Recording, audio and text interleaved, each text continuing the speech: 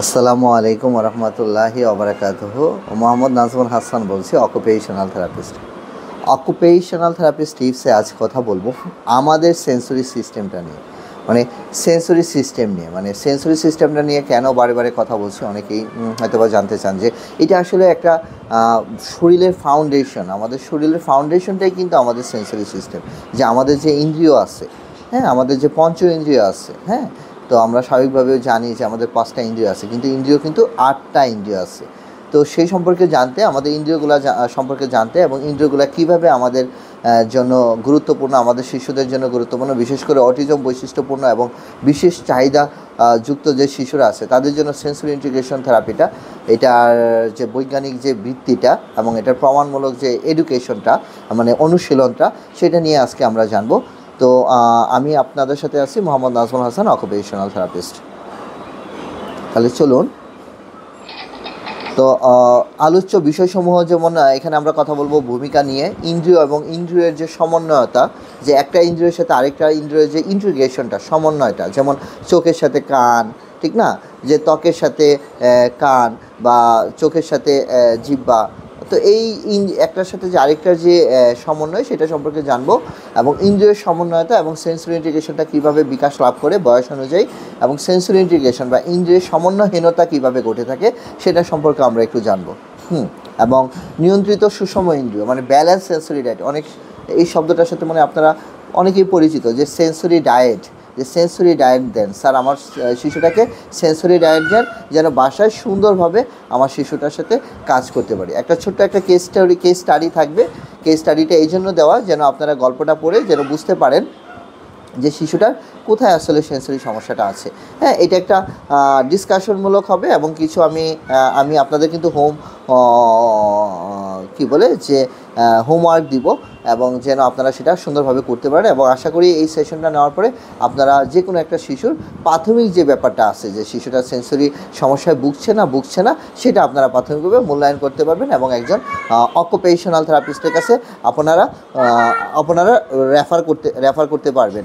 তারপরে হলো সেন্সরি থেরাপিটা কীরকম হয় সেটা নিয়েও আমরা কথা বলবো। সেন্সরি থেরাপিটা কী ধরনের সেন্সরি থেরাপি আছে, এবং শেষে পর্যালোচনা এবং উপসংহার। তাহলে চলুন আমরা দেখি এটার ভূমিকাটা।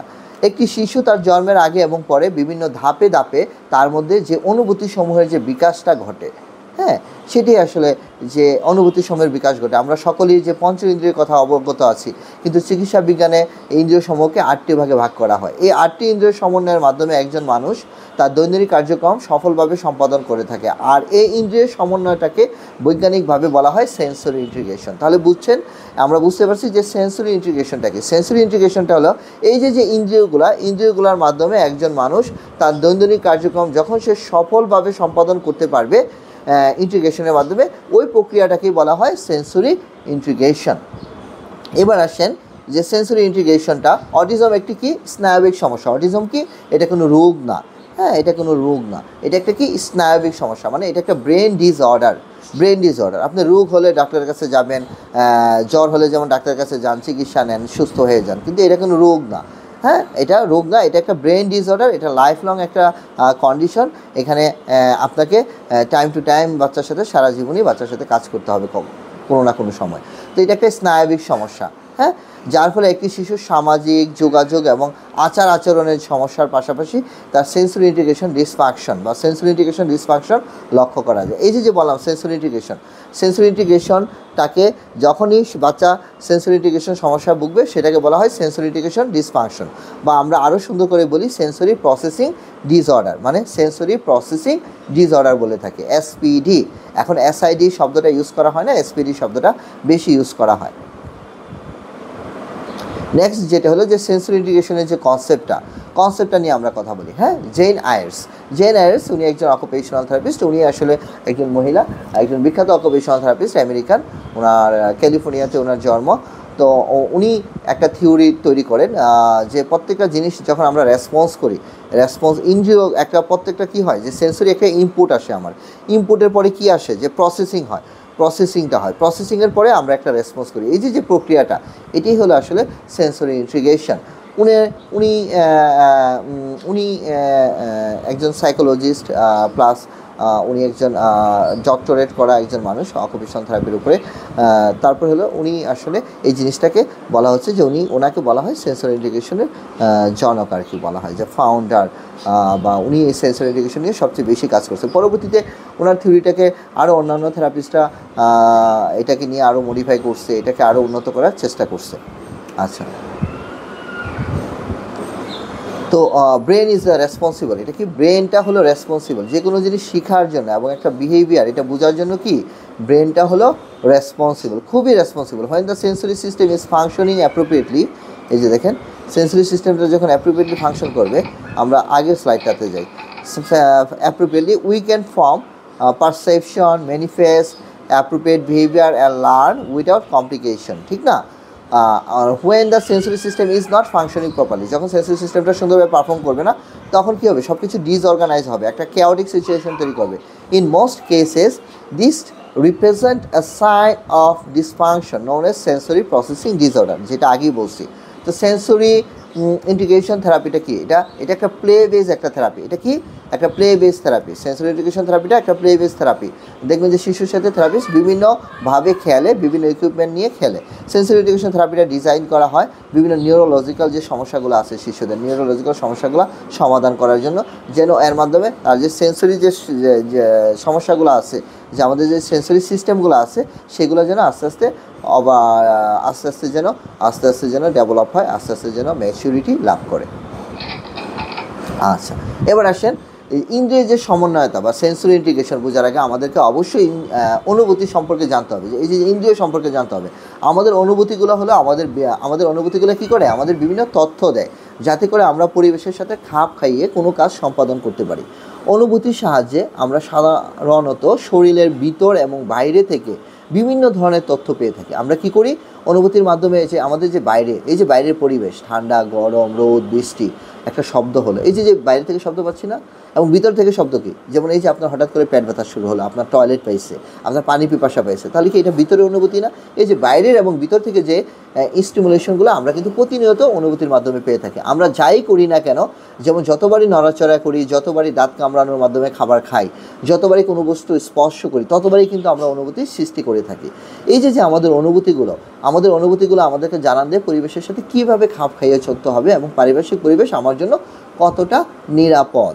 বিখ্যাত এই যে বিশ্ববিখ্যাত যে অকুপেশনাল থেরাপিস্টের কথা বলছিলাম, জেন আয়ার্স, তো ওনার যে সেন্সরি ইন্টিগ্রেশন বা ইন্দ্রিয়ের সমন্বয়তা হলো মস্তিষ্কের একটি স্নায়বিক প্রক্রিয়া, যার মাধ্যমে এটা কি একটা স্নায়বিক প্রক্রিয়া, যার মাধ্যমে একটি শিশু তার শরীরের ভিতর এবং পারিপার্শ্বিক পরিবেশ থেকে বিভিন্ন ধরনের তথ্য এবং অনুভূতি সংগ্রহ করে একটি অর্থপূর্ণ আচরণ তৈরি করে থাকে। এটা হলো একটা সুন্দর একটা সংজ্ঞা। এর আগে যেটা দিছি এটা কিন্তু ছোট্ট একটা সংজ্ঞা ছিল, সিম্পল। এটা বাংলা এই সংজ্ঞাটা আপনারা মুখস্থ করে রাখতে পারেন চাইলে।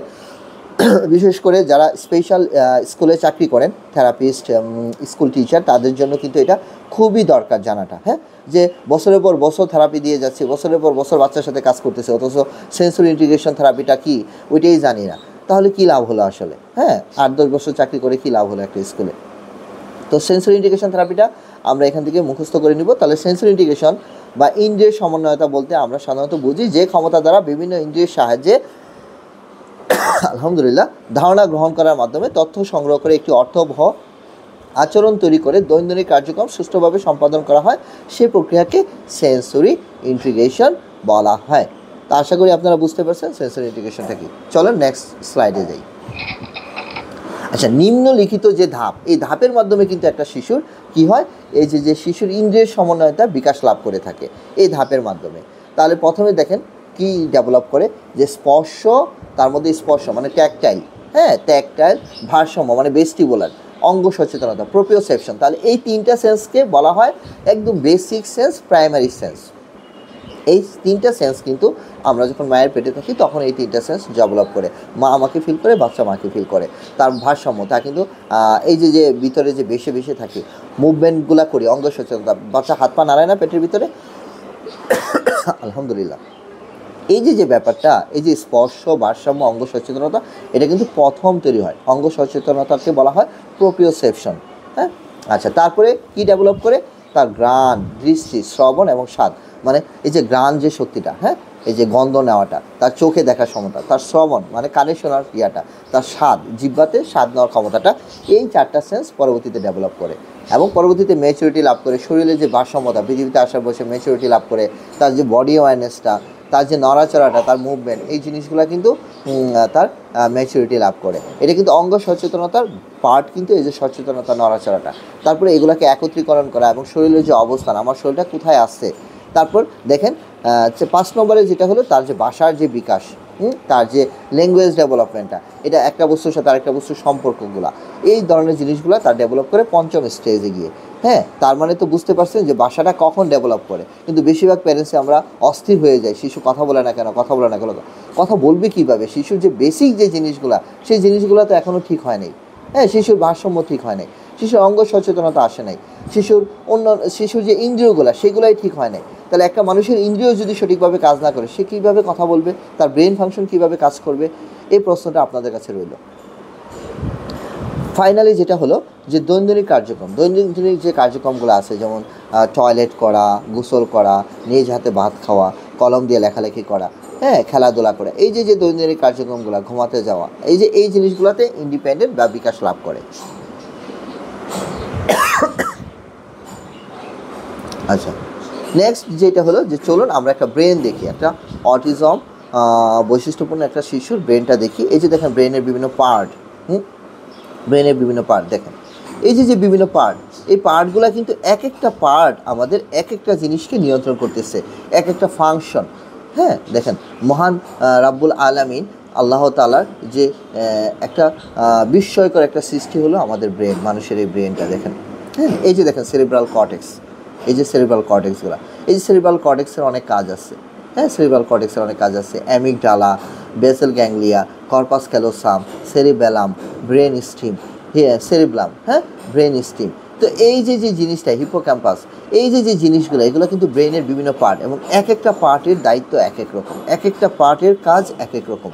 কোনো একটা এরিয়াতে যদি বাচ্চা তার ডেভেলপমেন্ট বাধাপ্রাপ্ত হয়, কোনো একটা এরিয়াতে যদি কোনো আঘাতপ্রাপ্ত হয়, তাহলে কিন্তু সেই ফাংশনটা বাচ্চার করতে দেরি হয়, তখনই আমরা শিশুটাকে বলি ডেভেলপমেন্টাল ডিলে। চলুন আরেকটু ডিপে যাই, সেন্সরি সিস্টেম। তাহলে আমরা কি জানলাম, সেন্সরি সিস্টেম কয়টা? 8টা। হ্যাঁ, এইবার হলো আমরা কি ধরনের জিনিস সমস্যাগুলো জানবো, এবং একজন অভিভাবক হিসাবে আপনারা কি করতে পারেন তার উপরে কিছু টিপস থাকবে।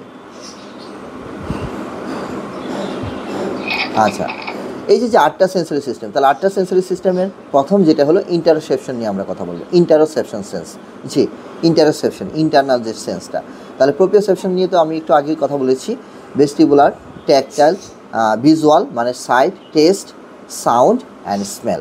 ঠিক আছে, তো বাংলায় করলে যেটা হবে যে ভিতরের গত অনুভূতি, তারপরে যে আমি তো বললামই যে শারীরিক যে অবস্থানগুলা, তার যে ভারসাম্যগুলা, তার স্পর্শ, তার চোখে দেখা, তার স্বাদ, গন্ধ, এবং কি হলো তার কানে শোনা।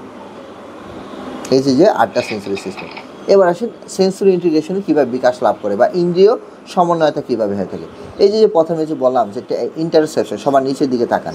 ইন্টারসেপশনের কাজটা কি? আমাদের শরীরের অভ্যন্তরে যে স্টিমুলেশন, যে ইন্দ্রিয়টা আছে, যেটা কাজ করে, যেমন আমাদের ভিতরে সচেতনতা, যেমন ক্ষুধা লাগা, ক্লান্ত বোধ করা, অসুস্থ বোধ করা, হ্যাঁ, টয়লেট পাওয়া, এই যে জিনিসগুলোকে নিয়ন্ত্রণ করে, সেটাকে নিয়ন্ত্রণ করে ইন্টারসেপশন। তারপরে ট্যাকটাইলটা কী হয়? ট্যাকটাইলটা দেখেন বাংলা, এই স্লাইডটা কিন্তু খুব ইম্পর্টেন্ট, আপনারা চাইলে স্ক্রিনশট দিয়ে এটা রেখে দিতে পারেন। এটা সবসময় এটা পড়বেন, পড়লে একটা সময় আপনাদের মুখস্থ হয়ে যাবে ইনশাআল্লাহ, দেখবেন। এই যে ট্যাকটাইলটা বা স্পর্শ অনুভূতিটা, হ্যাঁ, স্পর্শের মাধ্যমে যে অনুভূতিগুলো আমরা পেয়ে থাকি, স্পর্শ অনুভূতির মাধ্যমে আমরা কী পাই?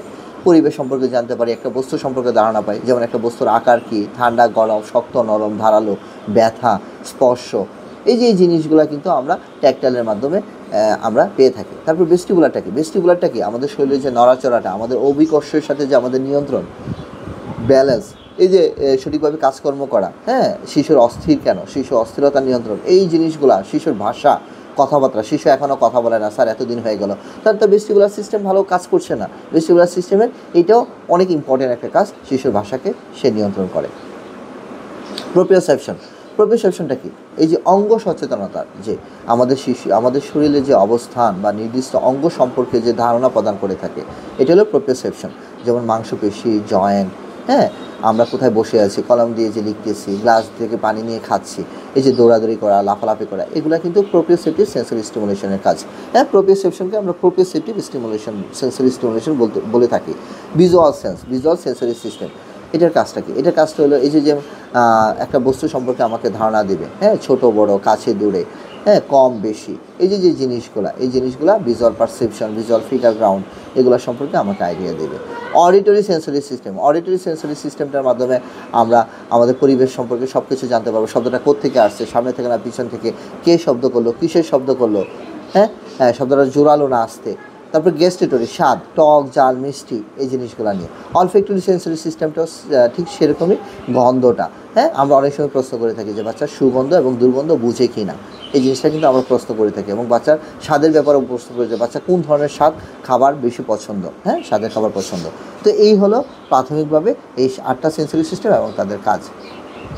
এবার আসেন ডিটেলসে যাই। এই যে ইন্টারসেপশনটা দেখেন, আমরা একটু তাকাই, দেখেন এই যে আমাদের হার্ট, আমাদের যে কিডনি, আমাদের ব্লাডার, স্কিন, আমাদের যে হরমোন, আমাদের লাংস, স্টোমাক, ইন্টেস্টাইন, বোন, ইমিউনি সেলগুলা, এই সবগুলো হলো ইন্টারসেপশন। এই সবগুলো কিন্তু ইন্টারসেপশন। হ্যাঁ, এই ইন্টারসেপশন নিয়ে ইনশাআল্লাহ পরবর্তীতে বিস্তারিত আলাপ করব।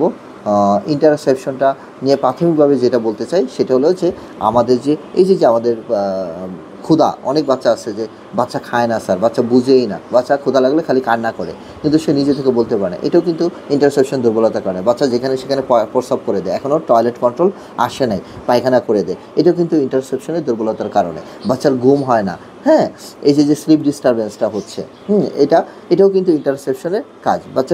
বাচ্চার এই যে ব্যথা পেলে ব্যথা বোঝে না, এটাও কিন্তু ইন্টারসেপশনের একটা দুর্বলতা।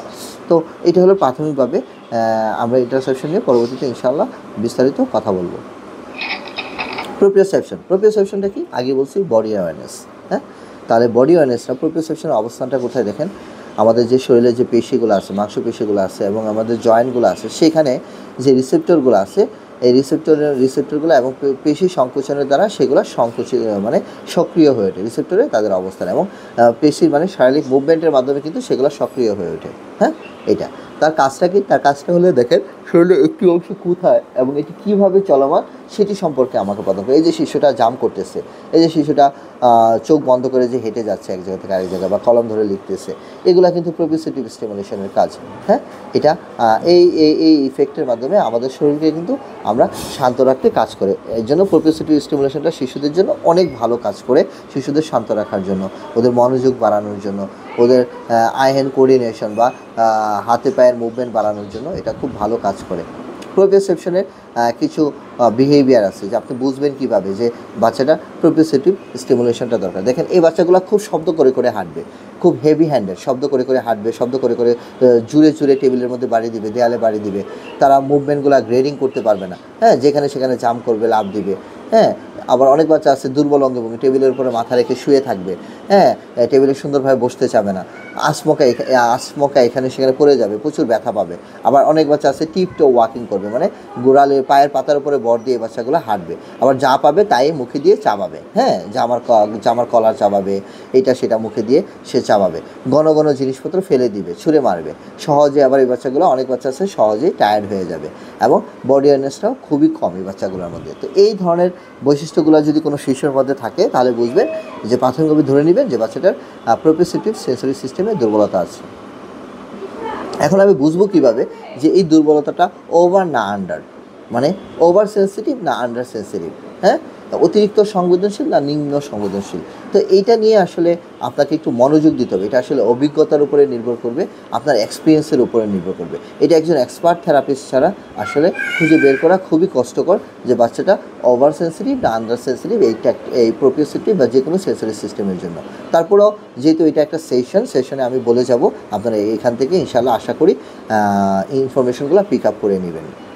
কম সংবেদনশীল বা কম থ্রেশহোল্ডযুক্ত শিশুরা উদ্দীপনাগুলোকে কী করে দ্রুত লক্ষ্য করতে এবং প্রক্রিয়া জানাতে পারে, কারণ তাদের সিস্টেমগুলো সহজেই সংবেদনশীল উদ্দীপনা দ্বারা সক্রিয় হয়। অতি সংবেদনশীল শিশু কম উদ্দীপনা চায়, যারা অতি সংবেদনশীল শিশু। আর কম সংবেদনশীল শিশুরা কী করে, উদ্দীপনাগুলোকে দ্রুত লক্ষ্য করে, এবং আর অতি সংবেদনশীল শিশুরা সবসময় অ্যাভয়েড করে। যেমন এই বাচ্চাটা লুকায় আছে, এই লুকানোর এই বাচ্চাটার মতো, হ্যাঁ। আর কম সংবেদনশীল শিশুরা সে কী করবে, সবসময় সে সিকার হবে, সেন্সরি সিকার হবে, হ্যাঁ। এই জিনিসটা একটু মনে রাখবেন আপনারা।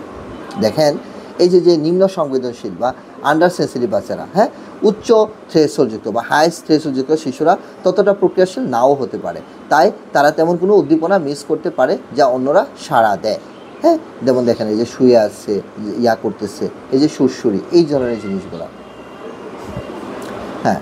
তো নিম্ন সংবেদনশীল এবং উচ্চ সংবেদনশীল সম্পর্কে আপনারা একটু বুঝছেন আশা করি। তো এই জিনিসটা আমি আস্তে আস্তে আলাপ করব, একটু সময় দিবেন বোঝার জন্য।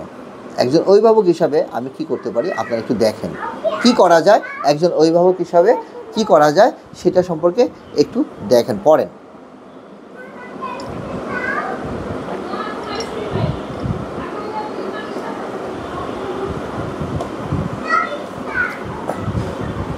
তো প্রোপ্রিওসেপশনটা হলো কি, যে মহাকাশের যে ভারসাম্যটা আর কি বলতেছি, হ্যাঁ, এখানে অবিকর্ষর যে ইয়াটা, আপনার শরীরটা কোথায় আছে এবং এটি চারপাশের বস্তুর সাথে সম্পর্কিত জানার যে অনুভূতিটা, সেটাই কিন্তু আসলে প্রোপ্রিওসেপশন। না, চাবি না দেখে টাইপ করতে পারা, মানে আপনার কিবোর্ড না দেখে আর কি, কিবোর্ড না দেখে টাইপ করতে পারে, আপনার হাত মাথার উপরে তোলা, হ্যাঁ, আপনার চোখ বন্ধ থাকা অবস্থা, আপনার নাক স্পর্শ করে, এগুলো কিছু কিছু টেস্ট আমরা করে থাকি শিশুদের সাথে। এবং এইগুলো, এই যে ছবিগুলো দেখতেছেন, এই ছবিগুলা, এই দেখবেন যে বিভিন্ন থেরাপি সেন্টারে গেলে এসে দেখবেন যে বিশাল বড় বিন ব্যাগ থাকে, হ্যাঁ, এই যে ব্যালেন্স বার থাকে, হ্যাঁ। আপনারা যারা বিভিন্ন থেরাপি সেন্টার বা সিআরপিতে থেরাপি নেন তারা দেখবেন যে এরকম ব্যালেন্স বার, এটা একটু মডিফাইড লোকাল কিছু ব্যালেন্স বার দেখবেন এরকম পিড়ির মতো, এই যে টানেল, এই যে ভারী জ্যাকেট পরা, হ্যাঁ। তো এই কাজগুলা কিন্তু এই যে কাপড়ের ভিতরে, এই যে স্ট্রিচ কাপড়ের ভিতরে শিশুটাকে ইয়া করে দেওয়া, এই যে ডিপ প্রেশার দেওয়া, ওয়েটেড ব্ল্যাঙ্কেট দেওয়া, বিভিন্ন ধরনের এক্সারসাইজ করা, wheelbarrow walk, bear walk, crab walk, এই ধরনের কাজগুলো কিন্তু আমরা বলে থাকি প্রাথমিকভাবে শিশুদের সাথে করার জন্য আর কি। প্রোপ্রিওসেপটিভ যে কৌশলগুলো, প্রোপ্রিওসেপটিভের বিভিন্ন ধরনের স্ট্র্যাটেজি আছে। স্ট্র্যাটেজির মধ্যে টাগ অফ ওয়ার গেম, ভারী ভার উত্তোলন করা, হ্যাঁ, রেসলিং, ট্রাম্পোলিংয়ে জাম্প করানো, ক্লাইম্বিং ফ্রেমস, মাঙ্কি বার, এটাই। তো অনুগ্রহ করে মনে রাখবেন যে যখন একটি শিশু অতি সক্রিয় হয়ে থাকে তখন তাদের এমন কার্যকলাপে নিযুক্ত করা যা প্রোপ্রিওসেপটিভ সেন্সরি সিস্টেমকে সক্রিয় করে, তাদের আরও শান্ত হতে সাহায্য করে। তো এটাই বলছে যে শিশু অতি সক্রিয় বা নিম্ন সক্রিয়, এটা কিন্তু আপনাকে বুঝতে হবে। তো এই একটা জিনিস, এই ট্রাম্পোলিংটা দিয়ে কিন্তু আপনি একটা শিশুকে যেমন হাইপার করতে পারবেন, আবার হাইপো করতে পারবেন। হাইপার এবং হাইপো আপনারা যেই ভাষায় বলতেছেন, আমি কিন্তু সেটার অপোজিট কথাটা বলতেছি। অতএব আপনাদের এই জন্যই কিন্তু উপরের জিনিসটা বুঝতে আপনাদের একটু সময় নেবে। এই যে উচ্চ, এই যে নিম্ন, ওভার সেন্সিটিভ এবং আন্ডার সেন্সিটিভ, এটা বুঝতে একটু সময় লাগবে। আপনারা দয়া করে হাইপার এবং হাইপোটা ভুলে যান, আমি এই যে আন্ডার সেন্সিটিভ এবং ওভার সেন্সিটিভটা একটু মনে রাখার চেষ্টা করেন, তাহলে এই ক্লাসটা সুন্দরভাবে আপনারা অংশগ্রহণ করতে পারবেন।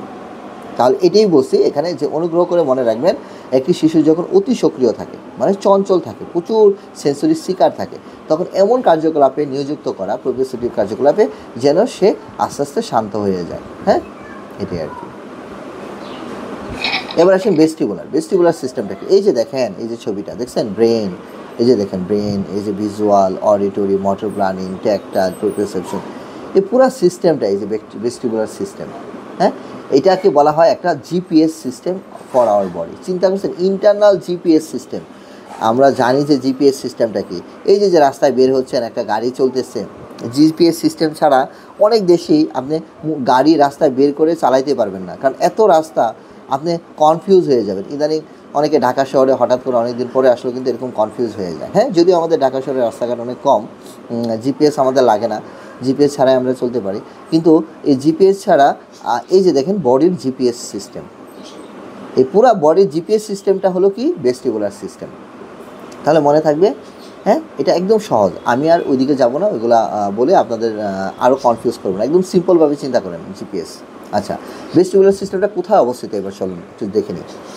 ভেস্টিবুলার সিস্টেমটি বেশ কয়েকটি কাঠামো এবং ট্রাক নিয়ে গঠিত, তবে সিস্টেমের প্রধান উপাদানগুলো যেমন ভেস্টিবুলার ল্যাবিরিনথেন নামে আন্তঃসংযুক্ত অংশগুলোর একটি সিস্টেমের ভিতরে কানে পাওয়া যায়। মানে আমাদের যে ইন্টারনাল, আমাদের যে কানটার 3টা লেয়ার আছে, একটা হলো আউটার লেয়ার, একটা মিডল লেয়ার, একটা ইনার লেয়ার। ইনার যে এয়ারটা আছে, ইনার এয়ারে কিন্তু এই ভেস্টিবুলার সিস্টেমের ভেস্টিবুলার ল্যাবিরিনথাইন, এই যে অর্ধবৃত্তাকার খাল, হ্যাঁ, অর্থোলিথ অঙ্গটা, এই যে সেমি সার্কুলার ক্যানেল বা অর্থোলিথ অর্গান, এটা কিন্তু ওইখানে কিন্তু এটা অবস্থান করে এবং এর মাধ্যমে রিসেপ্টরের মাধ্যমে কিন্তু সে ব্রেনে স্টিমুলেশন পাঠায়।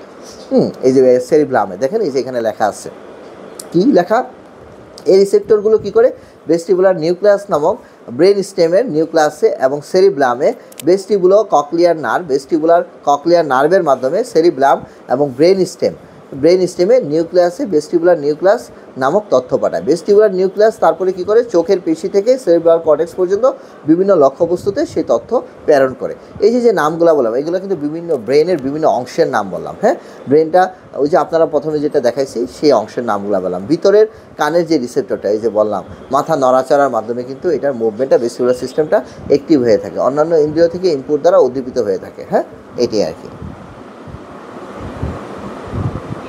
এই যে দেখেন, এই যে আউটার লেয়ার, হ্যাঁ, এই যে আউটার লেয়ারটা, হ্যাঁ, তারপরে এই যে মিডল লেয়ার, এই যে ইনার লেয়ারটা, এই যে দেখছেন ভেস্টিবুলার নার্ভ, এই যে ভেস্টিবুলার ককলিয়ার নার্ভ, এই যে ভেস্টিবুলার। তো অনেকে এই জন্যই বলি যে অনেকে মানে এই জন্যই বলি যে সায়েন্সকে আপনাকে বিশ্বাস করতে হবে। হ্যাঁ, সায়েন্সকে বিশ্বাস করতে হবে। আপনি অকুপেশনাল থেরাপি এবং সেন্সরি ইন্টিগ্রেশন থেরাপি যদি না নেন, আপনার বাচ্চার এই স্পিচ থেরাপি যতই আপনি নেন বা অন্যান্য থেরাপি যতই নেন, আমি আসলে কাউকে আন্ডার এস্টিমেট করে কথা বলতেছি না, এটা হলো সায়েন্স। অকুপেশনাল থেরাপি আপনার বাচ্চার নিতেই হবে যদি আপনার বাচ্চার এই স্পিচ ডেভেলপমেন্টটা করতে হয়, স্পিচ ডেভেলপমেন্ট করতে হয়। কারণ যে বাচ্চা শুনবে সে কথা বলবে। আমরা কি জানি, যে শুনে না সে কিন্তু কথা বলবে না। তাহলে যে শুনেই না সে কিভাবে কথা বলবে বলেন এবার? হ্যাঁ, তাহলে তার ভেস্টিবুলার সিস্টেমটা যদি অ্যাক্টিভ না হয়, সে যদি সব কিছু শুনতে না পায়, সে যদি সব কিছু নিতে না পারে, তাহলে কি সে কথা বলবে? কথা বলবে না। না স্যার, আমার বাচ্চা তো কোনো সমস্যা নেই, আমার বাচ্চা তো শুনে, হিয়ারিং টেস্ট করাইছি। আরে হিয়ারিং টেস্ট তো করাইছেন, কিন্তু তার যে হিয়ারিংয়ে যে সেন্সিটিভিটিটা আছে, সে সব ধরনের সাউন্ড নিতে পারছে না, বা সে কনফিউজ হয়ে যাচ্ছে, ইন্টিগ্রেশন হচ্ছে না, মানে একটা সেন্সের সাথে ইন্টিগ্রেশন হচ্ছে না। আপনি আমাকে ডাকলেন যে নাজমুল, আমি কি করব? প্রথমে শুনবো, তারপরে কি করব? আপনার দিকে তাকাবো। এই যে তাকানোটা মানে ভিজুয়াল সেন্স, আর শোনাটা হলো কি অডিটরি সেন্স, আর মুখ দিয়ে কথা বলবো, ঠিক না? এই যে 3টা সেন্সের সমন্বয়, হ্যাঁ, এই যে ওরাল মোটরের সমন্বয়ের মাধ্যমে কিন্তু এই যে সেন্সরি ইন্টিগ্রেশন বা সেন্সরি প্রসেসিংয়ের মাধ্যমে কিন্তু আমি একটা রেসপন্স দিব যে জি বা বলবো ইয়েস। তো এই যে শোনার মাধ্যমে যে আমি কথাটা বললাম, আমার যদি এই যে এই অডিটরি সিস্টেমটা ঠিক না হয়, তাহলে আমার কি কোনো কাজে আসবে? কাজে আসবে না। তো এর জন্য বলা হয় সবসময় যে অকুপেশনাল থেরাপিটা আপনাকে নিতে হবে, শিশুর জন্য প্রয়োজন।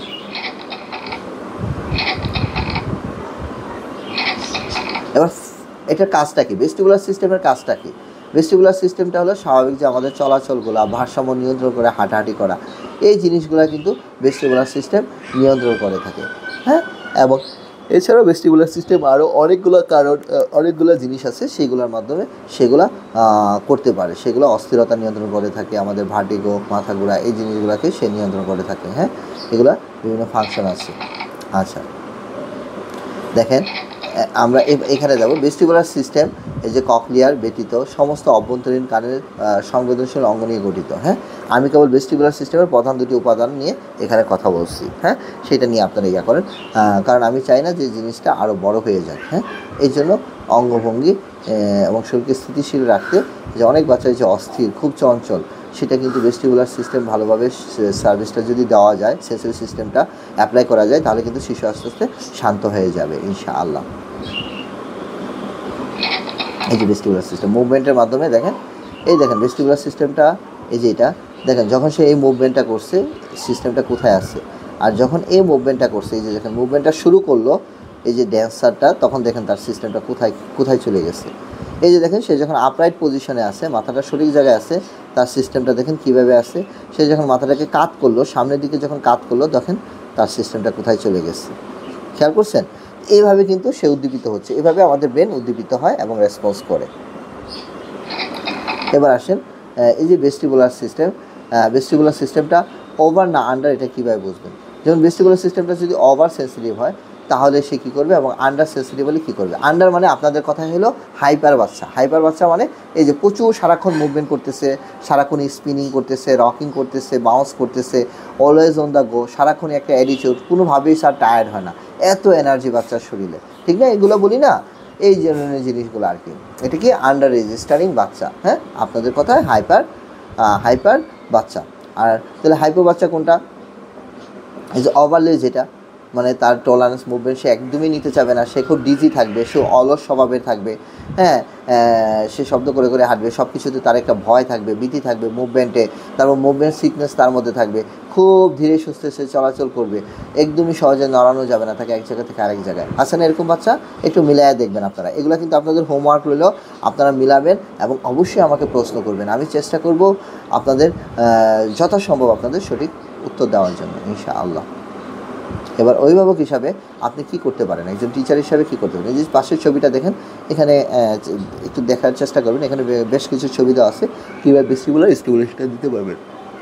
অতিরিক্ত প্রোপ্রিওসেপশন বা চাপ একটি শিশুকে আরও নিরাপদ বোধ করতে সাহায্য করে, হ্যাঁ। আচ্ছা, পজিটিভ যে মুভমেন্ট আছে, প্যাসিভ মুভমেন্টের পরিবর্তে সক্রিয় শিশু যে অ্যাক্টিভ উৎসাহ করে না, মানে এইটা হলো যে আমার থিওরি। আমি কখনোই প্যাসিভ যে মুভমেন্টগুলো, এই যে জয়েন্ট কম্প্রেশন, বাচ্চাকে কুলে নিয়ে ডিপ প্রেশার দেওয়া, এগুলো আমার আসলে পছন্দ না। আমি সবসময় চাই বাচ্চা অ্যাক্টিভলি পরিবেশে নিজে নিজে কাজ করে প্লেয়ের মাধ্যমে সে তার ভেস্টিবুলার সিস্টেমটাকে অ্যাক্টিভ করুক, কারণ এইভাবে করলে বাচ্চার ডেভেলপমেন্টটা অনেক দিন ধরে রাখতে পারবে, তাকে সারা জীবন থেরাপি দিতে হবে না ইনশাআল্লাহ, আশা করি। এবং দিক পরিবর্তনের সাথে সাথে, মুভমেন্টের সাথে সাথে কিন্তু এটা চেঞ্জ হয়ে যায়, এটা একটা জিনিস। আপনারা চাইলে দোলনা ইউজ করতে পারেন, স্কেটার, সিসো বোর্ড, চাইলে সুইমিং করা, জগিং করা, সামার সল্ট, হ্যাঁ দৌড়াদৌড়ি, এগুলো কিন্তু দোলনা, এগুলো কিন্তু প্রচুর পরিমাণে শিশুকে ভেস্টিবুলার স্টিমুলেশন দেওয়া থাকে, রোলিং, হ্যাঁ এই ধরনের জিনিসগুলো আর কি। তাহলে বুঝলেন যে ভেস্টিবুলার সিস্টেম কী কী ধরনের থেরাপি বা প্রাথমিকভাবে আপনারা বাসায় করতে পারবেন, বা আপনারা বুঝবেন কীভাবে যে শিশুটার ভেস্টিবুলার সিস্টেমে দুর্বলতা আছে, আশা করি তো বুঝতে পারবেন ইনশাআল্লাহ। তাহলে চলুন এবার নেক্সট যে সাবজেক্ট সেটাতে যাই, ট্যাকটাইল, স্পর্শ। আলহামদুলিল্লাহ, এটার অবস্থানটা কোথায়? এটার অবস্থানটা হলো ত্বকের নিচে যে আমাদের রিসেপ্টরটা আছে, সেই রিসেপ্টরে কিন্তু এটার অবস্থান। হ্যাঁ, স্পর্শকাতর যে সিস্টেমটি স্নায়ুতন্ত্রের অংশ এবং আমাদের ত্বকের রিসেপ্টরগুলোর মাধ্যমে তথ্য উপলব্ধি এবং সংগঠিত করতে এবং সংহত করতে সাহায্য করে থাকে। স্পর্শগত সিস্টেম হলো প্রথম সংবেদনশীল সিস্টেম, যা মায়ের পেটে থাকা অবস্থায় বিকাশ লাভ করে। বাচ্চা যখন, আমি আগে বলছি যে ট্যাকটাইল, ভেস্টিবুলার এবং প্রোপ্রিওসেপশন, এই তিনটা সেন্সই কিন্তু যখন আমরা মায়ের পেটে থাকি তখনই কিন্তু এটা বিকাশ লাভ করে। এটার কাজটা কি? এটার কাজটা হলো স্পর্শ। এটা যে বাইরে থেকে, পরিবেশ থেকে যে স্টিমুলেশনগুলো আমরা পাই, সেই স্টিমুলেশনগুলো এটা আমাদের করে, যেমন এটা নরম না শক্ত একটা জিনিস, এটা ঠান্ডা না গরম, এবং ব্যথা কম না বেশি, টেক্সচার, তাপ, এটা তীক্ষ্ণ, এটা এই ধরনের জিনিসগুলো সম্পর্কে আমাদের সাহায্য করে বুঝতে। এই যে ট্যাকটাইল, এটা স্কিন, এটা কিন্তু একটা স্কিন, ইপিডার্মিস, ডার্মিস, দেখছেন স্কিনের যে লেয়ারগুলোর কথা বলা আছে, হ্যাঁ লেয়ারগুলোর কথা বলা আছে, এই যে লেয়ারগুলো একটু খেয়াল করবেন, হ্যাঁ এই যে লেয়ারগুলো। তো আমি ওইদিকে যাবো না, এটা হলো একটা লেয়ার। এইভাবে ত্বক বাইরে থেকে স্টিমুলেশন নিয়ে আমাদের ব্রেনকে জানান দেয়। এবার আসেন যে অতি সংবেদনশীল এবং নিম্ন সংবেদনশীল। আপনারা মনে রাখছেন তো যে অতি সংবেদনশীল এবং নিম্ন সংবেদনশীল বলতে যেটা বোঝাচ্ছি, হ্যাঁ এটি আর কি, যে নিম্ন সংবেদনশীল বাচ্চা প্রচুর মুভমেন্ট, মানে প্রচুর টাচ পছন্দ করবে, response only to firm touch. এই বাচ্চাদের কী করতে হবে? ফার্ম টাচ দিতে হবে, লাইট টাচ দেওয়া যাবে না। লাইট টাচ দিলে ওদের সুরসুরে আরও বেড়ে যাবে। ফার্ম, ডিপ না, একদম শক্ত করে ধরা যাবে না, ফার্ম, হ্যাঁ। আচ্ছা, বলে একটু জড়ায় ধরলেন, ফার্ম টাচ দিলেন তাকে, হ্যাঁ। তারপরে ট্যাকটাইল যে জিনিসগুলো আছে, বিশেষ করে যেখানে একটু সেন্সিটিভ যে জায়গাগুলোতে তাকে একটু অ্যাভয়েড করলেন, হেভি হ্যান্ডেড কাজগুলো তাকে একটু করালেন, মানে ভারী কাজগুলো একটু করালেন, হ্যাঁ এই ধরনের জিনিসগুলো তাকে একটু ভারী কাজগুলো করালেন। তারপরে এই ধরনের বাচ্চাগুলো কী করতে, মুখের ভিতরে খাবার আছে কিনা জানে না, তারা মুখের ভিতরে খাবার রেখে দেয়, তারা ভুলে যায় যে তাদের মুখে খাবার আছে।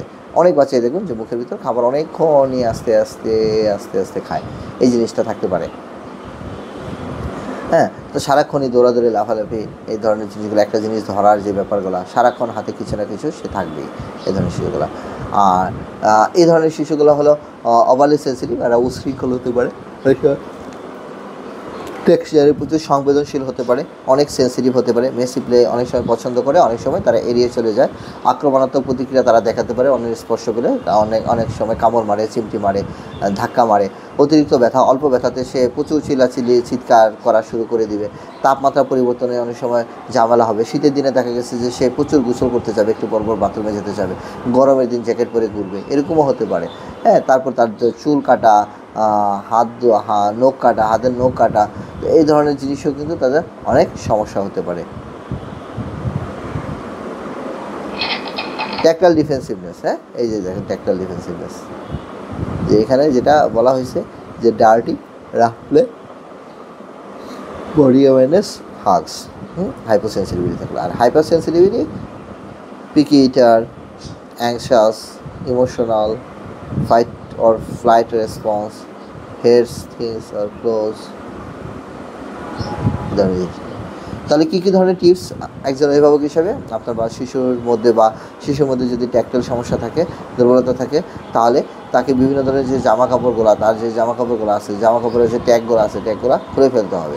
তাকে অবশ্যই ডিপ প্রেশার স্টিমুলেশন থেরাপি দিতে হবে।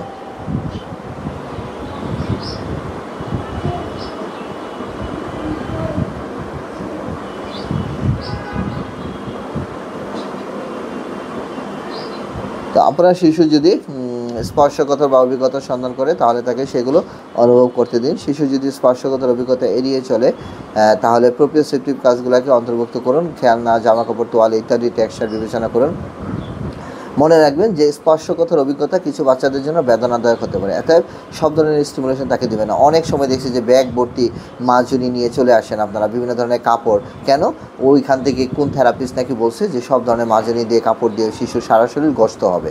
এটা কিন্তু দয়া করে করবেন না, বা টিচার বলছে এই কাজটা করতে হবে, দয়া করে এগুলো করবেন না। হ্যাঁ, এমন আমি শুনছি যে আধা ঘন্টা পেঁচায় রাখেন, শিশুর ট্যাকটাইলের বুথ চলে যাবে। আস্তাগফিরুল্লাহ। হ্যাঁ, তো যে বলছে আপনি তাকে বলবেন যে সে যদি চায় সে নিজেকে জোড়ায় রাখতে পারে আধা ঘন্টা 1 ঘন্টা, তাতে কোনো সমস্যা নেই। হ্যাঁ, দয়া করে শিশুদের উপরে এক্সপেরিমেন্ট করবেন না। বিজ্ঞানসম্মত এবং অভিজ্ঞ থেরাপিস্ট দ্বারা শিশুদের চিকিৎসা করাবেন। মনে রাখবেন সেলফ ইনিশিয়েটিভ টাচ, সিস্টেমগুলো একটি কম প্রতিরক্ষামূলক প্রক্রিয়া তৈরি করে শিশুকে। এর জন্য প্লেয়ের মাধ্যমে শিশুকে মেসি প্লে বা বিভিন্ন ধরনের খেলাগুলো অন্তর্ভুক্ত করবে। দেখবেন আস্তে আস্তে তার ট্যাকটাইল সমস্যাটা চলে যাবে ইনশাআল্লাহ। এবার আসেন শ্রবণটা কি? শ্রবণটা হলো কানে শোনার মাধ্যমে যে আমাদের করি, আমাদের যে ইনার এয়ার আছে, এয়ার মাধ্যমে যে জিনিসটা করি সেটাই কিন্তু শ্রবণ ইন্দ্রিয়। তো শ্রবণ ইন্দ্রিয়ের ব্যাপারটা কিন্তু আপনাদের খেয়াল রাখতে হবে। এটার কাজটা কি? এটার কাজটা হলো যে পরিবেশ থেকে প্রাপ্ত যে শব্দগুলো আছে, জুড়ে, নরম, উঁচু, নিচু, কাছে, দূরে, এই যে জিনিসগুলো আছে, সেই জিনিসগুলোকে শোনার ক্ষমতাটাই কিন্তু শ্রবণ ইন্দ্রিয়, ঠিক না? এই জিনিসটা